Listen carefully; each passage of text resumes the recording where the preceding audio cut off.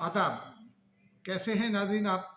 उम्मीद है अच्छे होंगे। अल्लाह ताला आपको अच्छा रखे और मेरा व्लॉग देखने की तौफीक अता करे, आमीन। व्लॉग ज़रूर देखिए और कमेंट भी कीजिए। आपके कमेंट्स हौसला अफजाई भी करते हैं, लेकिन हमें अपने आप को दुरुस्त करने की का मौका भी फराहम करते हैं। तनकीद कीजिए।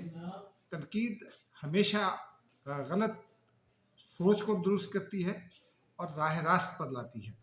तो कोई इशू नहीं है, जितनी मर्जी तनकीद कीजिए ज़रूर, लेकिन व्लॉग ज़रूर देखिए।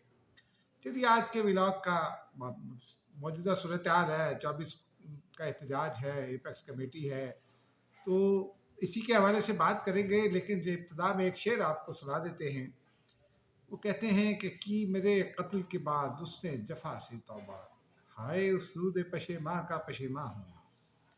ये वजह तस्मिया इस शेर की मैं आपको बाद में बताऊंगा, लेकिन पहले ज़रा एपेक्स कमेटी की बात कर लेते हैं पहले, क्योंकि वो सबसे इम्पोर्टेंट आज का इवेंट है। एपेक्स कमेटी में नाज़रीन वज़राए आला भी थे और वज़ीर दाखिला जो भी उसके मुतालिका मेंबर्स हैं, फ़ौजी क़यादत भी थी। अली मीन गंडापुर ने ये फरमाया था गुज़िश्ता रोज़ कि मैं जनाब एपेक्स कमेटी में इमरान खान की रहाई का मामला उठाऊँगा और यूँ कर दूँगा और वो कर दूँगा।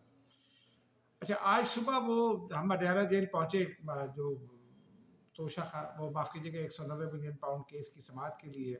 उसमें आज खैर कुछ खास नहीं हुआ। कल पर डेट चली गई है, तो और जज साहब ने हिदायत कर दिया है कि बस वो 342 का बयान रिकॉर्ड कराए और वो 79 ईच सवालात जो हैं बुशरा बीबी को दिए हैं और इमरान खान को दिए हैं, तो उसके जवाब दें।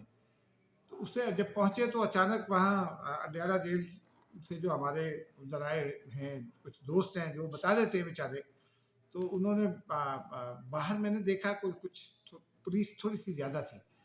तो मैंने किसी को मैसेज किया तो उन्होंने बताया कि जनाब सिक्योरिटी अलर्ट हो रही है और अली अमीन गंडापुर पहुँचेंगे। तो खैर वो घंटे के अंदर अंदर अली अमीन गंडापुर पहुँच गए और बैरिस्टर गौहर उनके साथ थे। मुलाकात हुई अंदर उनकी कॉन्फ्रेंस रूम में।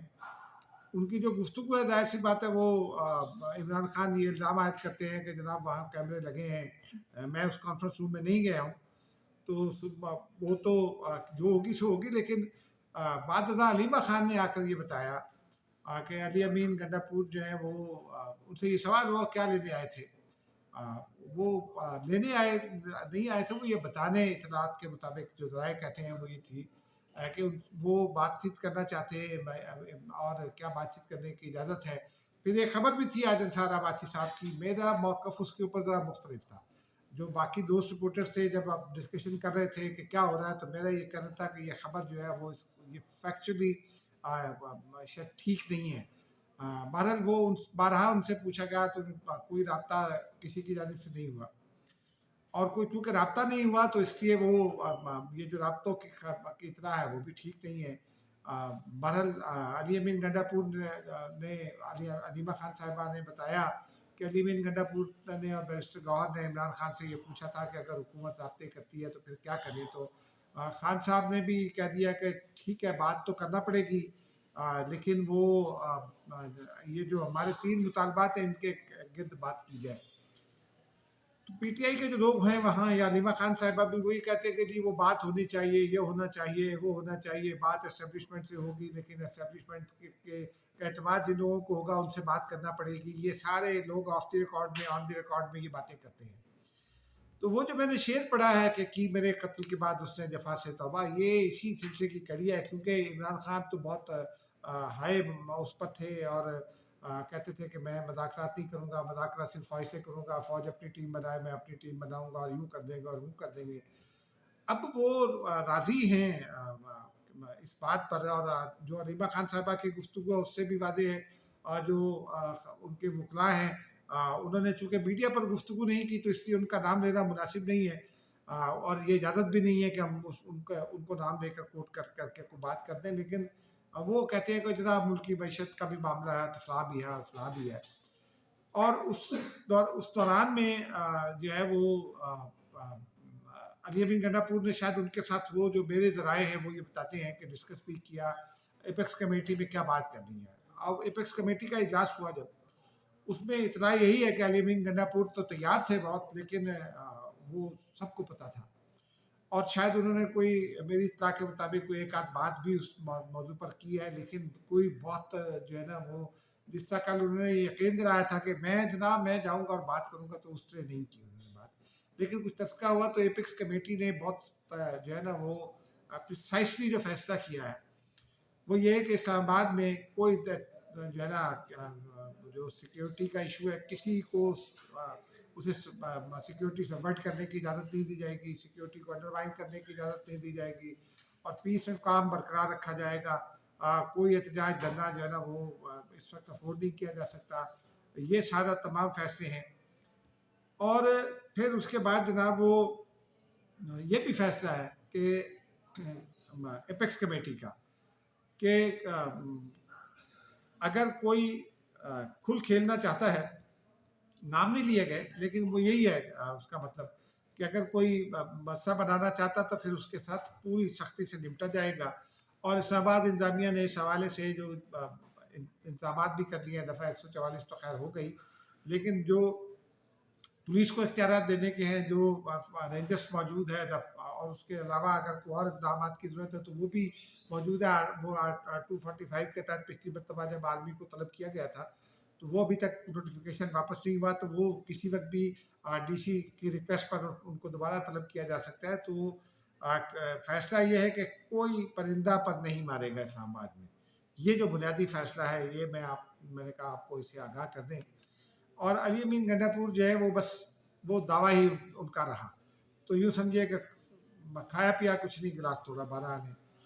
لیکن اس درمیان میں حامد میر صاحب ایک درستنی لائے، وہ انہوں نے کہا جناب اسلام آباد میں ایک اسپیس کریٹ ہو رہی ہے اور حکومت بڑی پریشان ہے۔ حالانکہ حکومت ایمانداری کی بات ہے، میں اس حکومت کا ناقد ہوں، بہت ساری چیزوں پر بہت ہم تنقید بھی کرتے ہیں، سوالات بھی اٹھاتے ہیں، لیکن حکومت اس معاملے میں فی الحال پینک میں دکھائی نہیں دیتی، اور یہ فیصلہ کیا گیا ہے کہ پینک میں آئے بغیر نمٹا جائے گا۔ تو اس کا مطلب یہ ہے کہ حکومتی جو پردہ کوششیں ہیں یا وہ کسی وجہ سے، اور وہ آگے چل کر بتاؤں گا، لیکن وہ ایسی بات کوئی نہیں ہے۔ تو حامد میر صاحب نے کہا اسپیس کریٹ ہو رہی ہے، وہ 2-3 دن سے نظیم سیٹھی صاحب بھی لگے ہوئے تھے، سہیل وڑائچ بھی کچھ کہہ رہے تھے، اور سہیل وڑائچ صاحب بڑے زبردست تجزیہ کار ہیں، اور وہ ان کا انفارمڈ اوپینین ہوتا ہے، تجزیہ جو ان کا ہوتا ہے اس میں انفارمیشن بھی ہوتی ہے۔ حامد میر صاحب نے بھی دعویٰ کیا کہ انفارمیشن کی بنیاد پر کہہ رہا ہوں، لیکن وہ فیصل وابڈا صاحب آ گئے تھوڑی دیر میں، اور انہوں نے بنیادی طور پر حامد میر کو جواب دیا ہے اور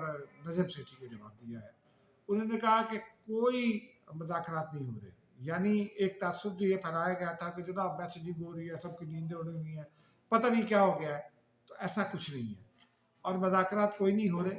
شاید کوئی ایک آدھ بڑی گرفتاری اور ہو جائے، وہ کون سی گرفتاری ہو سکتی ہے وہ اس وقت کہنا ابھی مناسب نہیں ہے، لیکن انہوں نے کہا کہ نہ کوئی رہا ہوگا، نہ کسی سے مذاکرات ہوں گے، نہ کسی سے بات ہوگی، اور کوئی اطمینان ہے اسلام آباد میں 24 کو کچھ نہیں ہوگا۔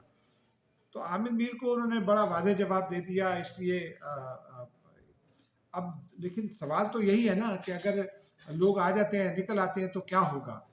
اس کے حوالے سے جو میرے پاس انفارمیشن ہے وہ بڑی، حالانکہ آج وہ ابھی شیخ وقاص اکرم نے بھی بیان داغا ہے، علیمہ بی بی نے بھی بتایا ہے کہ جناب شاہ محمود قریشی کا بھی نام لیا، ڈاکٹر یاسمین راشد کا بھی نام لیا، فلاں کا بھی نام لیا، فلاں کا بھی نام لیا۔ نام لینے سے کیا ہوتا ہے؟ شاہ محمود قریشی کا تو شکوہ یہ ہے کہ بھائی ہم بھی کچھ جانتے ہیں سیاست کو، تو ہم سے بھی کچھ مشورہ کر لیا جاتا۔ اب اگر بشا بی بی سیاست چلائے گی، جنہوں نے پہلے پنجاب کا بقول شاہ محمود قریشی کے قریبی ذرائع کہ پنجاب میں جو کچھ بھی کیا تھا، وہ عثمان بزدار کو وزیر اعلیٰ بنوایا تھا، شاہ محمود قریشی اس وقت امیدوار تھے وزارت اعلیٰ کے، تو وہ شکوہ بیسیکلی وہ بشا بی بی سے کر رہے تھے، اور اب بھی وہ یہی کر رہے ہیں۔ تو وہ اور پھر عمران خان نے نام لے لیا، عمران خان نے تو لے لیا ہوگا نام، مجھے کوئی اس سے انکار نہیں ہے، لیکن یہ تواتر کے ساتھ نام جو پارٹی قیادت جس طرح سے لیا کرتی ہے۔ اچھا، اس میں اب سلمان اکرم راجہ صاحب ایک نئی لائن لیے کھڑے تھے، وہ بھی آج ڈھیلی پڑ گئی۔ یعنی اطلاعات یہ ہیں، اور فیصل وابڈا نے دعویٰ بھی کر دیا ہے کہ پنجاب کے تو تمام ایم پی ایس جو ہیں وہ ناراض ہیں۔ ناراضگی کی وجہ میں آپ کو آگے بتاتا ہوں، لیکن وہ یہ کہتے ہیں کہ ناراض ہیں، وہ پارٹی کے لیے یہ 5000 آدمی نہیں لائیں گے۔ ایم این ایز اور ان کے امیدوار بھی ناراض ہیں۔ خیبر پختونخوا والے شاید نہیں آئے کیونکہ وہ ذرا جذباتی ہیں، پھر وہاں ذرا ماحول بھی اور ہے، وہ شاید کچھ اکٹھے کرنے کی کوشش کریں، اور ان کو روکنے کے لیے اگر علی امین گنڈا پور نے بات نہ مانی تو پھر کیا ہو سکتا ہے، اس پر پھر کسی بات کریں گے اگلی کسی نشست میں.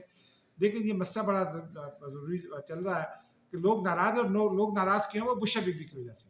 ایک تو انہوں نے جو ان کی آڈیو بھی آ گئی ہے، انہوں نے لوگوں کو دھمکیاں لگائی ہیں کہ جناب وہ ویڈیو دیں اور آڈیو دیں، ثبوت دیں، یہ دیں وہ دیں، وہ سب اپنی جگہ. ایک جملہ انہوں نے اور بھی کہا ہے اپنی گفتگو میں جس سے باقی لوگ ناراض ہیں.